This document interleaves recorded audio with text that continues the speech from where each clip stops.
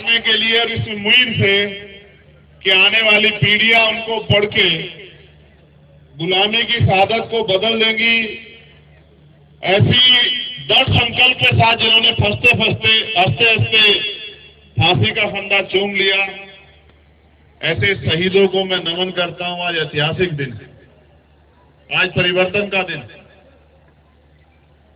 मैं उन पे भी बात करूंगा। उनसे पहले मैं धन्यवाद देता हूं भाई मुकेश चोपड़ा जी को, यहाँ की पूरी टीम को, हमारे प्रदेश के दोनों प्रभारी सतपाल जी और रविंद्र कुमार भाटी जी को, हमारे भीम आर्मी के प्रभारी भाई अनिल धेनवाल जी को, और जो उनके साथ जो साथी काम कर रहे हैं, रामलखन मीणा जी, सत्यवान जी, जितेंद्र अठवाल जी। लिस्ट के तौर पे एक बहुत बड़ी मेरे पास लिस्ट है।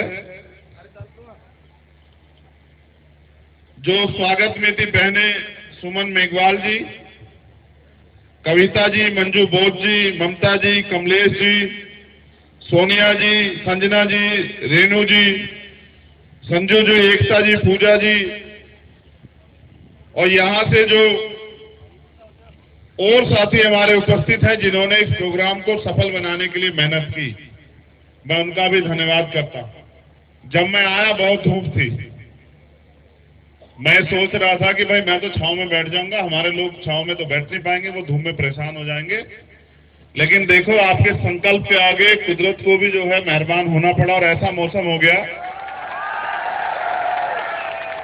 ये आपकी देखो, पहले 2-3 दिन बारिश हो रही थी, तब हमारे लोग इस बात से डर रहे थे ऐसा ना हो कि बारिश हो जाए। फिर धूप आई तो हमारे लोग इस बात से डरने लगे कि धूप होगी, छांव कहां मिलेगी। तो तभी तो मैंने कहा कि आपका अच्छा समय आने वाला है। तो मैं सबसे पहले तो जो जिन कमेटी के लोगों ने मुकुट पहना उनका धन्यवाद करता हूं, और मैं ये आग्रह करता हूं कि भाई ये सोने चांदी के मुकुट मेरे लिए नहीं है। इस पैसे को आप अपने मिशन के काम में लगाना। मुझे इस मुकुट का मैंने आपका सम्मान के तौर पे इसको रख लिया। इसको आप रखो, ये आपके काम आएगा। मेरा काम जो है वो समाज की लड़ाई लड़ना है। मैं राजा महाराजा बनना नहीं चाहता, ऐसे शौक भी नहीं रखता हूं। मैं तो एक सिपाही हूं अपने महापुरुषों के आंदोलन का। मैं आपसे बात करूंगा सम्मानित साथियों। अब तुम इसको थोड़ा पीछे, मैं इसको ले लूंगा बाबू, पीछे कर लो, जरा सा पीछे कर दो, फिर मैं इसको लूंगा। मैं जो बात आपसे कह रहा हूं ना, मैं ये चाहता हूं जब आप मुझसे इतना प्यार करते हैं, धूप में खड़े हैं, मेरी डांट भी सुनते हैं, अपने साधन भी लगाते हैं, अपनी मेहनत की कमाई से एक पैसा जोड़ के आते भी हैं, समय भी खर्च करते हैं, तो यार मेरी बात पे गौर भी क्या करो। अगर आप मेरी बात के पीछे नहीं खड़े होंगे तो हम इस प्रदेश में ताकतवर कभी नहीं हो सकते हैं। जब आप मेरी बात के पीछे खड़े होंगे, मेरे बताए गए रास्ते पे चलोगे, तो मैं गारंटी से कहता हूं, आज आप मुझसे लिखवा के रख लो कि अगले 6 महीने बाद आप इस प्रदेश में जब विधानसभा का चुनाव खत्म होगा, इतने ताकतवर हो जाओगे कि आपकी बांधी बंधेगी और खोली खुलेगी। इस बात को मेरी याद रखना आप लोग। मैं आपको इतिहास की तरफ ले चलता हूं, क्योंकि आज शहीदी दिवस है, तो मैं आपको इतिहास की तरफ लेके चलूंगा। यहां हमारी बहन बैठी है प्रिया, उसमें भी हम लोग बात करेंगे। देखो 14 अगस्त 1947 में हम लोग बात कर रहे हैं। देश अंग्रेजों के अधीन था। अंग्रेजों के संविधान से हम लोग, अंग्रेजों की न्यायपालिका प्रक्रिया से हम लोग, अंग्रेजों की शिक्षा प्रक्रिया से हम लोग जो हैं प्रभावित थे। 14 अगस्त को जो हमारे हालात थे, एक दिन बाद जब आजादी मिली 15 अगस्त 1947 को भी बिल्कुल झुके थे। इस बात को जरा गौर से समझो। जो गरीब था 14 तारीख को, वो 15 तारीख को भी गरीब था। 14 तारीख को जिसके पास जमीन नहीं थी, 15 तारीख को उसके पास जमीन नहीं थी। 14 तारीख को जिनके पास उद्योग नहीं था, 15 तारीख को उनके पास उद्योग नहीं था। 14 तारीख को जिनके पास पैसा नहीं थे, 15 तारीख को भी उनके पास पैसे नहीं थे। पावर अंग्रेजों से ट्रांसफर हो गई। इस देश में जिन लोगों के पास जो अंतरिम सरकार बनी, पंडित जवाहरलाल नेहरू के नेतृत्व में पावर उनके पास चली गई, और उन्होंने वादा किया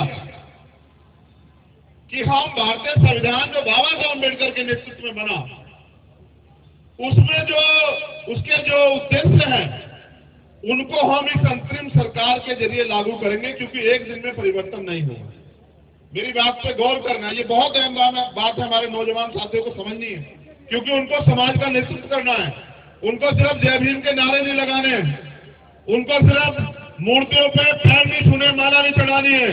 अगर उन्हें इस देश में अपने पैरों पे खड़ा होना है तो उन्हें इस बात को अमल में लाना पड़ेगा कि आपकी तरक्की कैसे होगी। 14 तारीख को जो जिस हालात में था, 15 तारीख को भी उस हालात में था, 16 तारीख को भी उस हालात में था। अगर हमारी जिंदगी में परिवर्तन होना था तो वो बाबा साहब अम्बेडकर द्वारा लिखित संविधान में जो हमारे लिए अवसर पैदा हुए उससे होना था। और सरकारों ने वादा किया, संविधान सौंपते हुए कॉन्स्टिट्यूशन असेंबली से बाबा साहब अम्बेडकर ने कहा था कि 1 वोट 1 वैल्यू, एक वोट उसका एक मूल्य। इससे हम राजनीति में तो बराबर हो जाएंगे, लेकिन जब तक इस देश में ब्राह्मणीकरण सोशल ऑर्डर के आधार पर जो सामाजिक गैर बराबरी है, जातियों का ऊंच नीच है, जातियों का भेदभाव है, जातिगत शोषण है, जातिगत अन्याय है, जब तक सामाजिक गैर बराबरी और आर्थिक गैर बराबरी की एक इतना बड़ा कि उसको छुआ ना जाए और एक इतना छोटा जिसको कोई छूना ना चाहता, एक की जेब में 1 रुपया नहीं और एक की जेब में करोड़ों रुपए, जब तक आर्थिक गैर बराबरी खत्म नहीं होगी तब तक समानता की बात करना मखौल एक मजाक। फिर संविधान के जरिए ये उम्मीद लगाई गई कि भाई हमारी जिंदगियों में भी नए अवसर पैदा होंगे, हम भी इस गुलामी से आजाद होंगे। इसके लिए बाबा साहब अम्बेडकर ने वोट का प्रावधान किया। मैं धन्यवाद देता हूं विश्व रत्न डॉक्टर बाबा साहब अम्बेडकर को, हमारे रहबर, हमारे मसीहा को, जिसने अपना परिवार छोड़ के अपने समाज के बारे में, देश की करोड़ों महिलाओं के बारे में, गरीबों शोषितों के बारे में सोचा।